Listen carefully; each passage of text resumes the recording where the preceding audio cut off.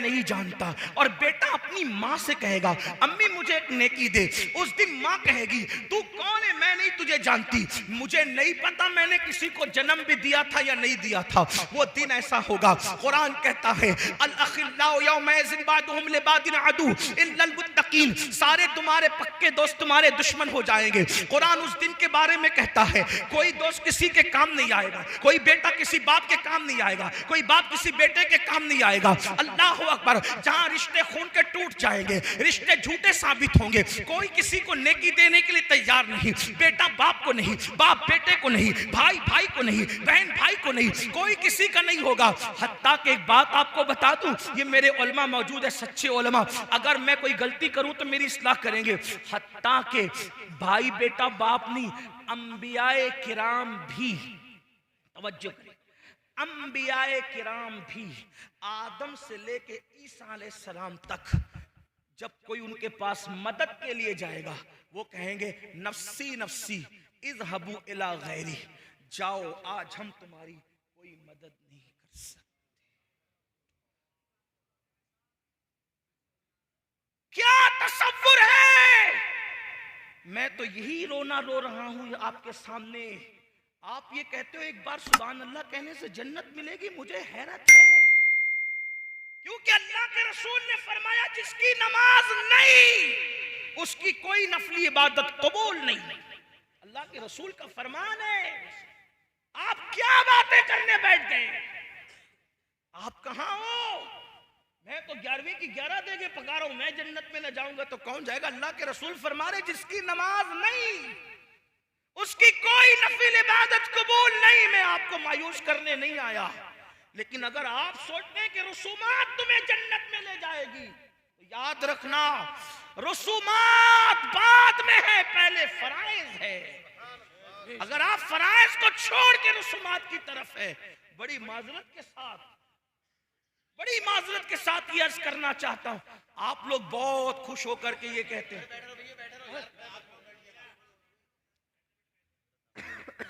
आप लोग बहुत खुश होकर ये कहते हैं, तवज्जो आपकी मेरी तरफ है, हुजूर के फरमान की तरफ है, तवज्जो करें। आप लोग खुश होकर ये कहते हैं अरे मैंने तो इतने बड़े मौलाना का दामन पकड़ा, मैंने तो ये मौलाना साहब का दामन, ये मुझे जन्नत में ले जाएंगे।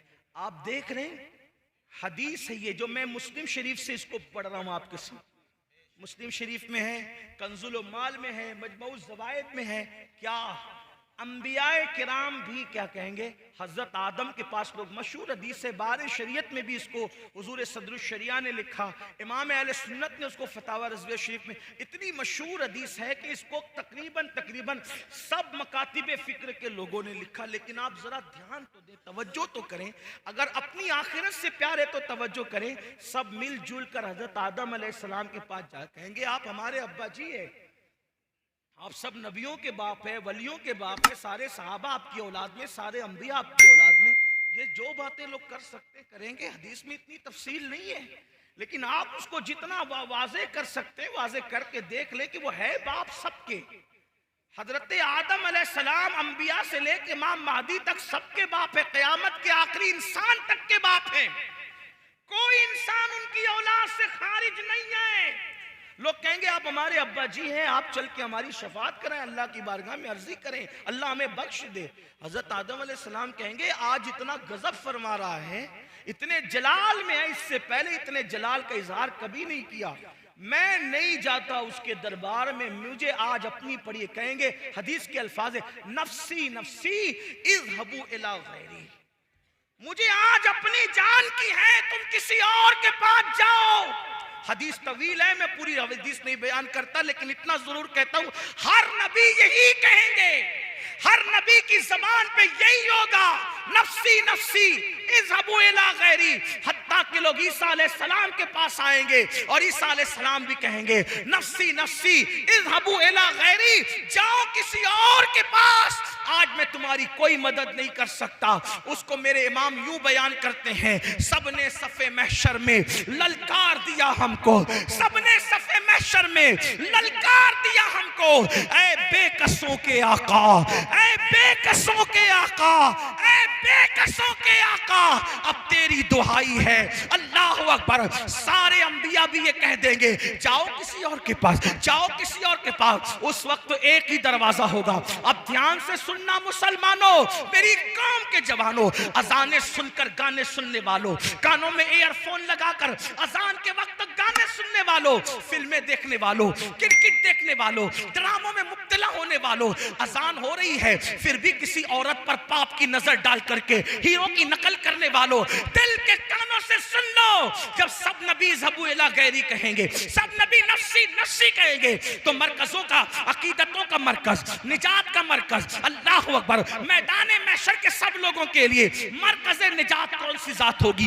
एक ही जात होगी, आमिना का लाल, अब्दुल्ला का लखते जिगर, मेरे और आपके आका मुस्तफा जाने रहमत, शफीउल मुज़नबीन, तहा वो यासीन, अनीस बेकसा, चारा साजे दर्दमंदा, एक ही जात है मोहम्मदुर रसूलुल्लाह की, जो गुलामों को ये नहीं कहेंगे नफ्सी नफ्सी, ये नहीं कहेंगे ज़बू इला गैरी, बल्कि यूं कहेंगे अना लहा, अना लहा, अना लहा। आओ आज मैं इसी काम के लिए हूं, आओ आज मैं इसी काम के लिए हूं। अब मेरे आका कहेंगे मैं इसी काम के लिए हूं। लेकिन दूसरी हदीस अब सुनो, आका फरमाते हैं जिसने जानबूझ के नमाज छोड़ी, कयामत के दिन उसके साथ मेरा कोई वादा नहीं है।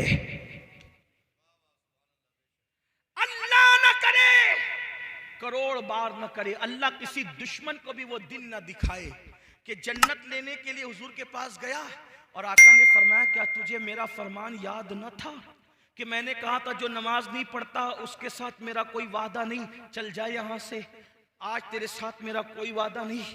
बताओ उनके करम से तो ऐसा नहीं लगता, लेकिन मेरे आका ने फरमाया कि मैं उससे बेजार हूं, मैं मोहम्मद उससे बेजार हूं, क़यामत के दिन उसके साथ मेरा कोई वादा नहीं। बल्कि मेरे आका अलैहिस्सलाम तो अपने सहाबा को कहते थे, क्या फरमाते थे सहाबा को? हजरत अबू हुरैरा से कहा अबू हुरैरा बेनमाजी के करीब भी मत बैठा कर, क्योंकि आसमान से बेनमाजी पे लानत बरसती। बेनमाजी के साथ बैठने से भी मना किया गया। बल्कि एक हदीस पाक में आता है दो लोगों पर बड़ा भयानक अजाब होगा क़यामत में। तवज्जो, कौन से दो लोग? जहन्नम की एक वादी ऐसी है कि उस वादी से जहन्नम एक दिन में 5 मर्तबा पनाह मांगता है।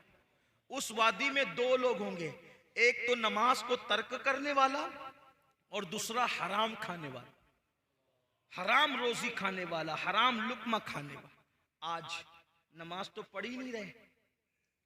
एक बात है, नमाज की खुसूसियत है, तवज्जो, नमाज की क्या, जब नमाज पढ़ते हैं तो नमाज की बरकत से गुनाह खत्म हो जाते हैं। ठीक, नमाज पढ़ते हैं, नमाज की बरकत से गुनाह खत्म हो जाते हैं। लेकिन एक ऐसा गुनाह भी है कि वो करने से नमाज खत्म हो जाती। कोई गुनाह नमाज को खत्म नहीं करता, तवज्जो करें, कोई गुनाह नमाज को जाये नहीं करता, नमाज सारे गुनाहों को जाये कर देती है। लेकिन एक गुनाह ऐसा है जो नमाज को भी जाये कर देता है। यानी कितना जहरीला है वो गुनाह, कितना खतरनाक है वो गुनाह जो नमाज को खत्म करता है, नमाज को जाये करता है। वो गुनाह कौन सा है? उस गुनाह को कहते हैं लुक्मे हराम, हराम रोजी, जिसमें आज मेरी कौम मुब्तला है। किस एतबार से? आज सबसे ज्यादा एडवर्टाइज किसकी आ रही है? जुए की। जंगली रमी खेलो, रातों रात करोड़पति बन जाओ, इतने लाख मिले, उतने लाख मिले। तो लोगों का क्या हाल है? चलो घर बैठे, किसने जाना यार पत्थर तोड़ने, किसने जाना किराना दुकान पे घंटों बैठने, किसने जाना मजदूरी करने। मोबाइल लो, नरम गद्दों पे लेटो और रमी खेलो और करोड़पति बन जाओ। याद रखना, लालच बुरी बला है, लालच बड़ी बदतरीन बला है। याद रखो, अगर जुए के चक्कर में पड़ोगे, जीत गए तो अंजाम क्या?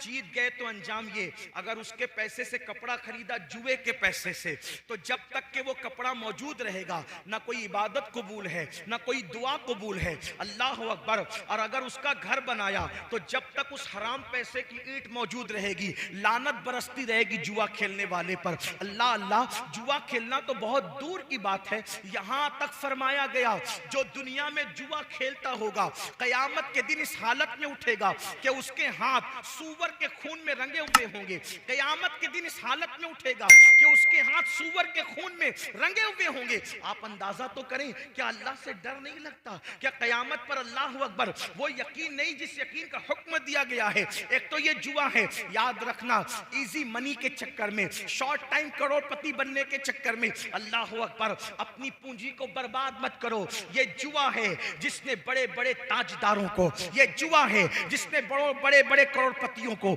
ये जुआ है जिसने बड़े बड़े मालदारों को जमीन पर और रोड पे लाके खड़ा किया है। याद रखना, जुए की तरफ ना जाओ, वरना जो पूंजी पड़ी है वो भी जाय हो जाएगी, वो भी बर्बाद हो जाएगी। लालच बुरी बला है। और अल्लाह अकबर, एक तो जुआ है और जुए की मुख्तलिफ शक्लें हैं। कोई लॉटरी खेल रहा है, कोई कुछ कर रहा है, लेकिन हराम कारोबार की सबसे बदतरीन शक्ल जो है, जो नमाज पर बहुत असरअंदाज होती है, वो है सूद, वो है इंटरेस्ट, वो है ब्याज। अल्लाह अकबर, आज उम्मत मुस्लिमा के अंदर ब्याज बहुत बढ़ता जा रहा है, सूद बहुत बढ़ता जा रहा है। बड़ी माजरत के साथ अगर ये जुमले बर्दाश्त